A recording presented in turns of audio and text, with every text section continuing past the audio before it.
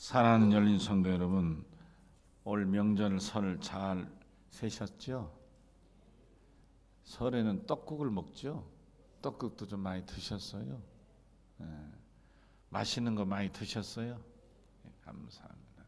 예. 저도 맛있는 거 많이 먹었네요. 그래서 이럴 때는 배가 좀 놀랄 것 같아서 조심스럽기도 해요. 하여튼 어제도 미국에서 공부할 때 같이 있었던 애들하고 명절을 보내면서 야, 아빠 생각에 지금 우리나라가 사람들은 살기 어렵다고, 경제가 어렵다고, 뭐가 좋다고 그러는데 여러분 솔직하게 말하면 경제에 대한 부족한 타령은요, 죽을 때까지 해도 모자라요. 무덤 속에 가서 해도 모자랄 거예요. 그만큼 사람이 욕심이라는 게 채워지지 않기 때문에 그렇습니다. 우리 솔직하게 얘기하면 정말 잘 사는 나라입니다. 우리나라 뭐 살기 어렵다 이런 소리 하면 안 돼요. 제가 2000년도 미국에 유학 갔잖아요. 천국인 줄 알았어요. 너무나 좋아요. 제일 좋은 게 뭐냐면 자주한 먹을 게 풍성한 거예요. 풍성. 이야, 세상에 내가 놀란 것 중에 다 산 거예요. 6천만 주면 피자를 배 터지게 먹고 나올 수 있다는 게, 그것도 어쩌다 가지만 CC 피자라고 있어요. 배 터지게. 그것도 막 보내는 거, 따끈따끈한 거 먹고 싶은 대로 갖다 그러다니까 배탈 나는 거지. 그게 6,000원이면 돼요. 얼마나 놀랐겠어요. 뭐 유학생 신분에 6,000원 흔하지 않아서 한 달에 한 번 정도 가긴 했습니다만은 그렇게 풍성했어요. 근데 제가 요즘에 보면 우리나라가 그렇게 풍성하지 않은가 이 생각합니다. 정말 풍성한 것 같아요. 하나님 앞에 감사하죠. 제가 미국 갔을 때 자동차가 그렇게 많았어요. 집집마다 몇 대씩 있고. 지금 우리나라가 그렇지 않으세요? 집집마다 자동차가 다 있잖아요. 그러니까 비슷한 것 같아요. 2000년도 미국이나 2020년 차이 나는데 비슷한 것 같아요. 여러분 우리나라 선진국이잖아요. 우리가 못 살았어요. 여러분 아시죠? 저만 해도 아주 못 살았잖아요. 저도 중학교 왕복 16km를 걸어 다녔는데 먹을 것이 없어서 점심은 굶었어요. 생으로 굶은 거 먹을 것이 없어서. 그러니까 그 당시에는 뭐를 먹느냐가 아니라 배만 채우면 됐다고요. 뭐든지 배만 채워. 하루에 2끼. 그것도 만족하지 못하게 아침에 한 덩어리, 그리고 저녁에 한 덩어리로 그러고 살았어요. 제가 중학교, 여기 친구도 있지만 제 중학교 때는 쪼만했어요. 사람이니까 먹지 못해서. 그게 지금 몇 년, 한 중학교 시절이니까 지금 한 50년, 55년, 50몇 년 됐겠죠. 그때를 생각하면 지금은 천지가 개벽했잖아요. 천지가 개벽했잖아요. 정말 천지가 개벽한 거예요. 먹을 것이 없어서 오며 가며 닥치는 대로 먹고, 그러다가 땅볼집 밟아가지고 죽을 뻔하기도, 침을 하도 많이 쐬요. 벌이 옷밭이 아시죠? 이런 데로 막 다 들어오잖아요. 막 안 들어온 데가 어디 있어요? 온 머리니 머리야. 그냥 막 찔러대니까 막 죽을 뻔했어요. 돌이켜보면 지금 우리는 천국이 아닌가, 경제적인 면에서. 근데 아직 믿음은 오히려 퇴보해 가니까 정말 믿음 안에서 행복을 모르는 현실이 아닌가, 이게 참 안타까움이 큽니다.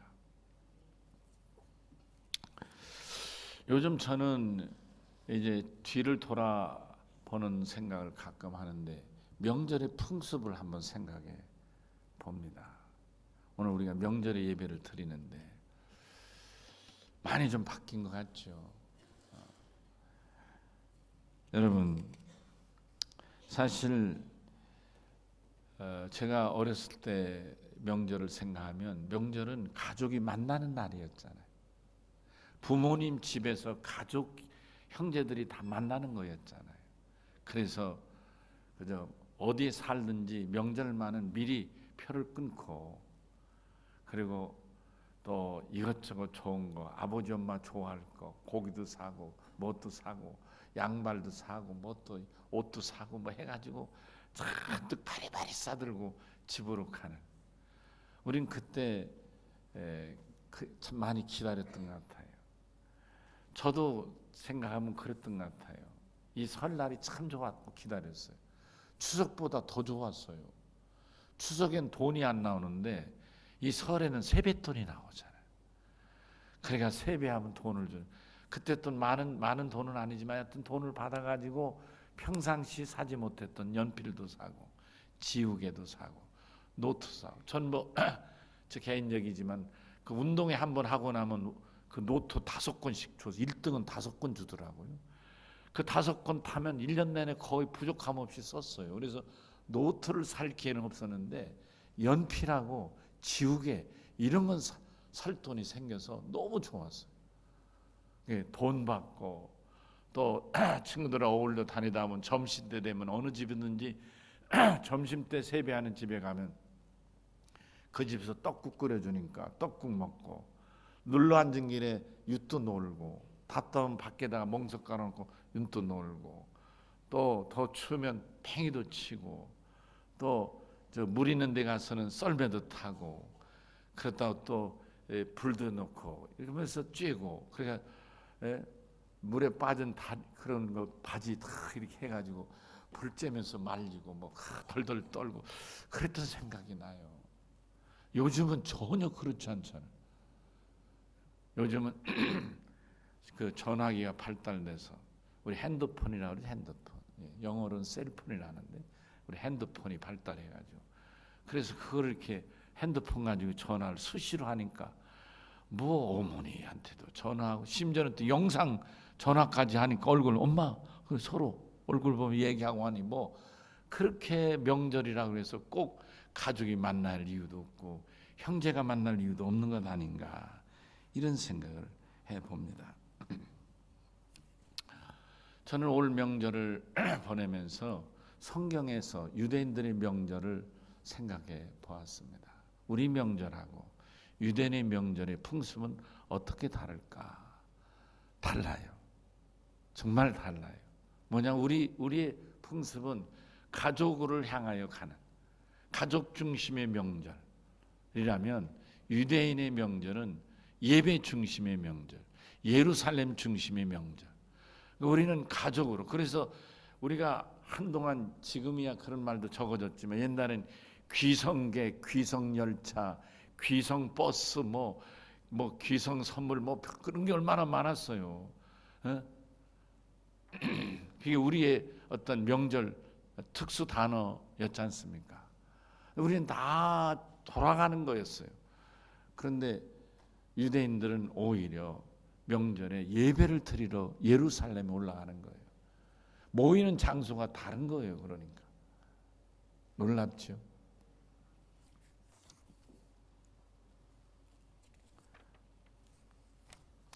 어떤 의미에서 유대인들하고 우리의 차이는 하나님 중심이냐, 가족 중심, 사람 중심이냐, 사람 만나는 그런 가정이 모이는 게 우선이냐, 하나님 앞에 예배하는 걸 우선하는 거냐, 이 다른 것 같아요.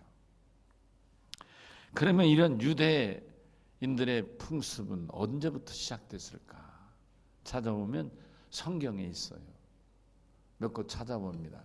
구약입니다. 구약 출애굽기 23장 14절에 보니까 너는 매년 3번 내게 절기를 지킬지니라 하는 말씀이 있어요. 또 출애굽기 23장 17절 내 모든 남자는 매년 3번씩 주 여호와께 보일지니라. 어디에서? 예루살렘에서. 예루살렘에. 유대인의 성인 남자는 1년에 3번씩은 예루살렘에서 명절을 꼭 지켜야 됐다 하는 말씀입니다. 여러분, 유대인의 명절이란 남자들이 어디에 살든지 예루살렘을 해서 40km, 예루살렘을 직경으로 40km, 40km 우리로 말하면 백리인데요. 직경 40km 이내에, 예루살렘에서 40km 이내에 사는 사람들은 1년에 3번씩 남자들은 와서 다 예루살렘에서 예배를 드려야 됐어요. 직경이니까, 길 따라가 아니라 직경이니까. 여러분, 유대 이스라엘이라는 나라가 큰 나라가 아니잖아요. 우리나라로 말하면 강원도 비슷한 형태, 강원도. 그 크기, 모양이 우리나라 강원도 비슷해. 약간 이 마른 목골 비슷해가지고, 그래서 이렇게 길쭉한 그런 스타일인데, 제일 북단이 헐몬산이에요. 헐몬산, 만년설인 헐몬산. 그 헐몬산에서 제일 남단이 부엘세바예요. 이 이삭이 쫓겨가면서 물을 팠던 곳이 부엘세바잖아요. 거기까지가 다 해당돼요. 다시 말하면 이스라엘 전역이 다 해당돼요. 이게 유대 남자는 무조건 1년에 3차례는 명절마다 올라와서 예루살렘에서 예배를 드려야 했다. 이렇게 이해하시면 되는 것입니다. 예루살렘 성전에서 유대인들에게 명절은 반드시 예배하는 날이었습니다. 사실 유대인이신 예수, 여러분 예수님이 유대인인 건 아시죠? 예, 예수님은 유대인이신데, 유대인이신 예수님은 오늘 본문에서만 예루살렘에서 예배하러 올라가신 것은 아닙니다. 여러 곳 더 살펴보면 요한복음에, 오늘 본문은 요한복음 12장이잖아요. 근데 요한복음 10장 22절 23절에 보니까 수전절에, 겨울에도 예수님은 예루살렘에 올라가셨어요. 요한복음 7장 4절에 초막절에도 예수님은 예루살렘에 예배하러 올라가셨어요. 요한복음 7장 1절에 보면 예수님은 그 동생들이, 아니 제자들하고 다 거기 이 명절인데 예루살렘 올라가셔서 가급적 많은 사람들에게 형님 말씀해야 되지 않습니까? 은근히 이게 밀어 올리는 그런 내용들이 기록되는데, 자기는 예수님이 그때도 예루살렘 올라가셨어요. 또 요한복음 5장 1절 이하에 보면 예수님께서는 명절에 올라가셨다. 근데 이 요한복음 5장엔 특별히 명절에 6월절 명절에 예수님이 올라오셔서 6월절을 지키시면서 중요한 병자를 고치셨어요. 그게 뭐죠? 베데스다 연못가에 누워있던 38년 된 병자를 일으켜 세운 말씀이에요. 아멘이시죠? 일어나 내 자리를 들고 가라 말씀하시니 곧 저가 나와서 자리를 들고 걸어갔다는 내용인 것입니다. 아멘이시죠? 예. 예수님은 명절에 올라가셔서 하나님 앞 예배를 드리는 것만으로 끝나지 않고 당신이 해야 할 사역이 있으면 그것도 감당하셨다. 그런 말씀이 되겠습니다. 마지막 한 곳 더 소개하면 요한복음 2장 23절을 보면 6월절에 예수께서 예루살렘에 계시니 많은 사람이 그 행사를 보고 찾아와서 말하기를 저 사람이 그리스도다. 저 사람이 그리스도다. 우리가 기대했던 구세주 아니냐 이렇게 믿었다는 겁니다. 이처럼 명절에 예수님 언제나 예배를 드리기 위해서 예루살렘에 올라가셨음을 알 수 있습니다. 우리로 말하면 명절이니까 집으로 돌아가요. 부모님이 계신 곳 혹은 어른들이 계신 곳. 그러니까 나사렛으로 돌아오셔야 돼요. 거기에 엄마도 있고 동생들도 있잖아요. 가족들이 있잖아요. 아니면 베들레헴으로 올라가죠. 조상의 마을인 베들레헴 올라가서 어른들을 뵐 수도 있겠죠. 근데 예수님은 명절 때마다 나사렛은 혹은 베들레헴은 한 번도 안 가시고 반드시 예루살렘에 올라가죠. 왜요? 성경에 말씀한 대로. 아멘이시죠? 이 말을 현대적으로 이해하면 우리나라는 가족 중심, 가정 위주란 말이에요. 물론 이제 왜 우리나라가 그러면 목사님 가족 중심, 우리나라는 그럼 왜 가족 중심인가요? 이렇게 물어볼 수 있겠죠. 그것도 우리나라의 문화 역사를 거슬러 올라가면 그 이유가 있어요. 유교의 가르침이 가족 중심이에요. 우리는 여러분 아시는 대로 공자의 가르침을 종교로 만들어서 유교하고 우리나라의 문화의 모든 예절 예범절이 육아의 그 가르침에 바탕을 두다 보니까 그 육아의 가르침의 기본이 가족인 거예요. 그러니까 우리가 그런 사실을 알든 모르든 그냥 자연스럽게 수십 년, 수백 년, 수천 년의 전통에 따라서 우리는 가족 중심이 되고 만 거예요. 그래서 인식하든 안 하든 누가 말하든 안 하든 당연히 명절에는 가족과 만나는 것으로 이렇게 돼 있다, 그런 말씀인 거죠. 그런데 오늘 여기 본문에 보니까 예수님은 예루살렘의 유월절 명절에 올라가셨잖아요. 그러니까 이게 본질적으로 다른 거예요. 우리는 가족 중심으로 명절에 만나야 되지만 유대인들은 예배 중심으로 하나님 앞에 예배를 드리러 예루살렘에 올라가게 됐다. 그러니까 문화로 굳이 이름을 붙인다면 우리 한국의 문화는 가족 중심의 문화다, 그런 말씀이 되는 거예요. 그러나 유대인들은 예배 중심의 문화, 하나님 중심의 문화다, 이렇게 말할 수가 있겠습니다. 여러분, 오늘 여러분 옆에 분 참 한번 손 한번 잡아 더 주시죠. 정말 잘 오셨습니다. 여러분, 우리가 명절 때마다 예배 중심 믿음으로 열일 지키고 예배를 드리는 그런 믿음 되시기를 바랍니다. 성숙한 믿음이 되셔야 되는 거죠. 오늘 여기 빠진 사람은 좌우지간 예배 드린 사람만은 못할 거 아니에요. 좌우지간 속이 어떻든지 간에 여러분, 어떤 명절인 건 상관하지 않고 어떤 요일인지 관계없이 명절만은 하나님 앞에 철저히 예배 드리는, 아멘이시죠? 여러분, 그런 변화가 일어날 수 있기를 바랍니다. 예수님은 그러면 어떻게 이렇게 유월절이든 명절에 철저하게 예배 중심으로 예루살렘 올라가셨는가 살펴보면 누가복음 2장 41절 이하에 보니까 예수님은 어려서부터 그렇게 자란 거예요.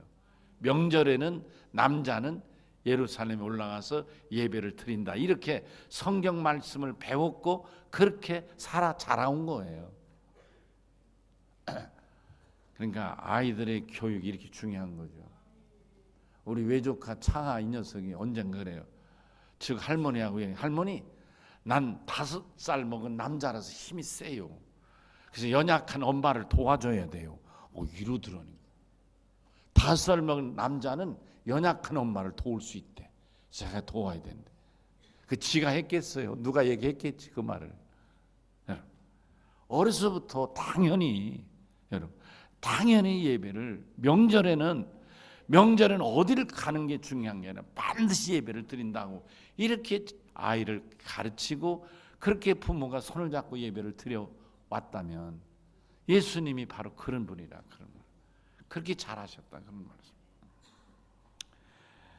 예수님 부모는 출애굽기 말씀 따라서 해마다 올라갔고 예수님이 12살쯤 됐을 때 예수님을 데리고 예루살렘에 올라가셨어요. 그게 누가복음 2장의 내용인 것입니다. 근데 거기서 명절을 지키고 예배를 마치고 동네 사람들하고 다 같이 나사렛에 하룻길을 내려와서 하룻길을. 근데 내내 예수가 있을 줄 알았는데 예수가 안 보이는 거예요, 부모의 눈에. 그래서 궁금해서 이제 이 동네 사람들에게 혹은 예수 또래 친구들에게 너 예수 봤느냐 물어봐도 모른다는 거예요. 예수를 아는 사람이 아무도 없는 거예요. 그때야 부모가 걱정이 펄컥 생겨. 잊어버렸네. 그래서 물어 예루살렘을 거슬러 오는 사람 지나는 사람, 왜 애기 낯선 아이 못 봤느냐, 이렇게 사람을 찾아간 거예요. 4일이 걸려서 이제 예루살렘도 다 찾아봐도 없으니까 마지막으로 예루살렘 성전에 혹시 하고 성전에 들어갔더니 예루살렘 저 한쪽 구석에 일단의 사람들이 모여 있는 거예요. 그래서 혹시나 희망을 가지고 그 모인 데 갔더니 거기에 어른들이 모였고 거기에 서기관이 가르치는 말씀을 듣는데 어린아이 하나, 예수가 거기에 한 자리를 끼고 있는데 가만히 지켜보니까 눈 하나 마주치 않고 그 선생에게 집중해서 말씀을 들으며 또 이 어린 것이 뭐라고 질문도 하고 답변도 하고, 그럴 때마다 옆에 사람들이 제가 신동이네, 어떻게 어린애가 이런 자리에서 저런 얘기를 다 하지, 신동이라 하고 있는 거예요. 얼마나 놀랍고 반가웠겠어요. 그래서 예수의 어머니 말해, 야야 내가 어떻게 이럴 수 있느냐, 엄마 아빠한테 얘기 한마디, 너 혼자 여기 떨어졌으면 어떻게 해, 이렇게 얘기를 했겠죠. 그때 예수님 뭐라고 했어요? 오히려 어린 예수가 놀라면서, 엄마 그게 무슨 말이에요? 내가 아버지 집에 있어야 될 줄 몰랐습니까? 내가 여기 있는 게 너무도 당연한 거 아닙니까? 이렇게 대답했다는 거예요. 세상에 더 놀란 거죠. 성경은 아버지 엄마는 이 예수 얘기를 그 순간 이해 못했지만 나중에는 성령의 능력으로 아기를 낳았던 마리아는 그 생각을 깊이 생각하고 또 깊이 생각했다고 기록되어 있는 것입니다. 여러분 참 놀랍지 않습니까? 그러니까 유대인 남자인 예수님이 어려서부터 이렇게 명절엔 당연히 12세 이후부터는 명절에 올라가서 이렇게 예배를 드린 것을 알 수 있는 것입니다. 여러분 유대인의 명절은 여러분 예루살렘에서 예배를 드리는데 왜 그럼 굳이 예루살렘에 올라가서 예배를 드려야 하는가? 여러분 창세기 22장 1절에 19절에 보니까 기록되어 있습니다. 첫째로 예루살렘은 하나님이 아브라함에게 정해주신 예배 장소라는 거예요. 여기에서 예배를 하라 이렇게 정해주신 거예요. 하나님이 직접. 창세기 22장 2절에 여호와께서 이르시되 내 아들 내 사랑 독자 이삭을 데리고 모리아 땅으로 가서 내가 내게 일러준 한 산 거기서 그를 번제로 드리라. 이렇게 하나님이 지명한 모리아 산의 한 곳, 모리아산. 그러니까 여러분 예루살렘이 산이에요. 여러분 아시겠죠? 대전 같은 평지가 아니고 예루살렘은 산이에요. 보문산 같이, 대두산 같이 이런 산인 거예요. 물론 대두산 같이 높진 않지만 아마 보문산보단 더 높을지 모르죠. 사실은 이렇게 큰 구름 같은 큰 산이니까요. 큰 산인 거예요. 그러니까 예루살렘은 그 큰 산의 한 지역인 거예요. 거기 어디라고요? 하나님이 아브라함에게 이삭을 제물로 바치라고 정해 주신 땅, 그곳이 지금의 예루살렘이라 그런 말. 아멘 하실까요? 놀랍습니다, 여러분. 창세기 22장 9절에 보니까 하나님이 아브라함에게 일러주신 곳에 이르렀다. 그래서 어딘가 모리아산에 올라가서 애를 데리고 가다 보니까 거기 하나님이 바로 여기라고 일러주신 것, 바로 그곳이 지금의 예루살렘이다 그런 말씀입니다. 예루살렘은 하나님이 아브라함의 예배를 받으신 곳입니다. 여기서 예배하라고 지명해 주셨고 거기 가서 3일 길을 걸어가. 여러분 이 3일 길이 뭐냐면 이게 백리입니다. 여러분 제가 조금 전에 백리 예배를 드려야, 그게 3일 길인 거예요. 3일. 어른들이 남자가 3일 길을 걸어가면 백리를 가는 거예요. 그러니까 하루에 30리씩 천천히 갔던 것 같습니다. 창세기 22장 9절에서 13절까지 보니까 아브라함이 그곳에 제단을 쌓고 나무를 버려놓고 그의 아들 이삭을 결박하여 제단 나무에 놓고 손을 내밀어 칼을 잡고 그 아들을 잡으려 하니 여호와의 사자가 하늘로부터 그를 불러 이르되 아브라함아 아브라함아 하시는지라. 아브라함이 이르되 내가 여기 있나이다 하며 사자가 이르되 그에게 내 손을 대지 말라, 그에게 아무 일도 하지 말라. 내가 내 아들 내 독자까지도 내게 아끼지 아니했으니 내가 이제야 내가 하나님을 경외하는 줄을 아노라. 아브라함이 눈을 들어 살펴본 즉 한 수양이 뒤에 있는데 뿌리 수풀에 걸려 있는지라. 아브라함이 가서 그 순양을 가져다가 아들을 대신하여 번제로 드렸더라. 아멘. 바로 아들 대신 순양을 잡아 하나님 앞에 번제를 드리니 하나님이 아들 이삭 대신 제물을 죄송합니다. 제물을 받으셨다는 말씀인 것입니다. 놀랍죠? 예루살렘은 하나님이 정해주신 예배 장소고 그곳에 예배할 때 하나님이 예배를 받으셨다. 또한 예루살렘은 하나님이 아브라함과 그의 자손에게 예배를 받으시고 그와 그 자손에게 축복하신 곳입니다. 아멘. 창세기 22장 16절 이하 18절까지 살펴보면 여호와께서 모리아 산 곳 예루살렘에서 아브라함에게 축복해 주시겠다고 당신 스스로를 향해서 약속해 주셨던 곳이기도 합니다.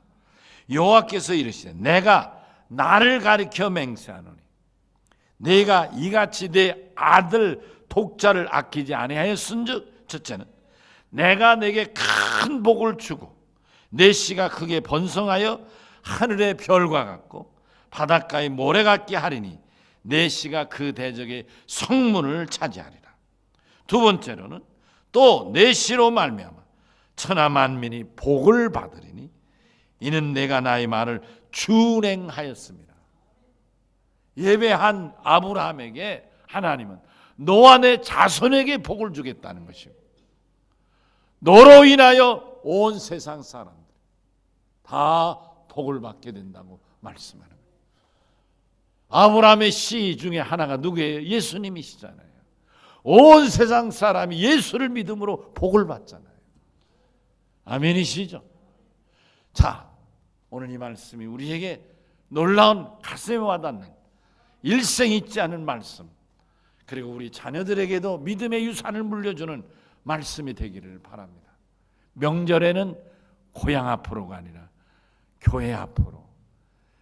왜? 예배를 드리러. 우리 믿는 사람의 우선은 예배가 우선이라요. 아멘 하실까요? 우리 믿는 자에게 우선은 예배라 하는 것입니다. 올해부터는 예수님처럼 설이든 추석 같은 명절에는 교회에서 꼭 예배를 우선 드리는 복받을 믿음들이 되시기를 바랍니다. 축복은 약속해 주신 하나님의 말씀을 믿고 그대로 행하는 준행하였음이라 하신 대로 말씀을 순수한 성실하게 지켜 행하였기에 복을 주신다는 것처럼 오늘 말씀드린 대로 명절에는 교회 앞으로 명절에는 예배가 우선하는 믿음이 되셔서 하나님이 아브라함에게 복을 주시고 그 자손에게 믿음의 명문 가문을 세워주신 같이 우리도 하나님 앞에 예배하는 믿음의 가문, 명문의 가문을 세워나가야 될 줄로 믿습니다. 여러분, 우리 다 같이 오른손을 드십시다. 주여 한번 했는데 주여 이 손을 붙잡으셔서 명절에는 교회로 예배를 우선한 믿음 되기를 원합니다. 간절한 마음. 다 오른손 드셨죠? 없는 사람은 안 들어도 되니까. 다 같이 오른손을 주여 한번 외칩니다. 주여! 아멘. 찬송.